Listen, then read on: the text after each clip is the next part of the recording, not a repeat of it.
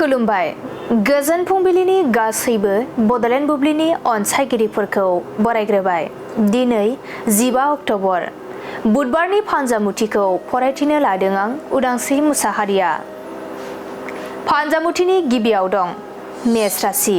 नोंथाङा गोजान जायगायाव दावबायहैयोब्ला खैफोदाव गोग्लैनो हागौ, गाज्रि सान जागोन। बृष राशि। हास्थायना थानाय मुवाखौ मोनफुंनो हागोन, गोसोखौ गोजोननाय मोनगोन। मिथुन राशि। नोंथाङा सोरजोंबा गाज्रि खामानियाव खोख्लैजानो हागौ, सांग्रां जानांगोन। कर्क राशि। गावनि मोजां मोननायखौ लोगो हमनो खाबु मोनगोन, खुसिनि सान जागोन। सिंह राशि। नोंथाङा गावनि मोननो गोनां मुवाखौ खोमाना लानांगोन, गाज्रि सम। कन्या राशि। बेफार फालांगि खालामोब्ला गोबां मुलाम्फा जागोन, धोन दौलत आरजिना लानो हागोन। तुला राशि। समाजनि बायदि मोजां हाबा मावनो खाबु मोनगोन, बयजोंबो अनजागोन। वृश्चिक राशि।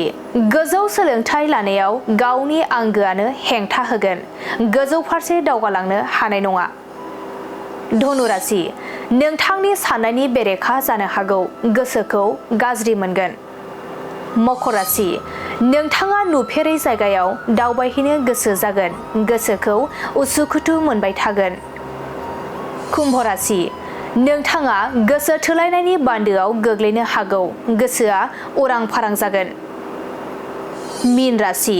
नोंथांनि जौगानायखौ नुना गुबुना हिन जागोन, सोरनिबा गाज्रि नोजोराव गोग्लैगोन।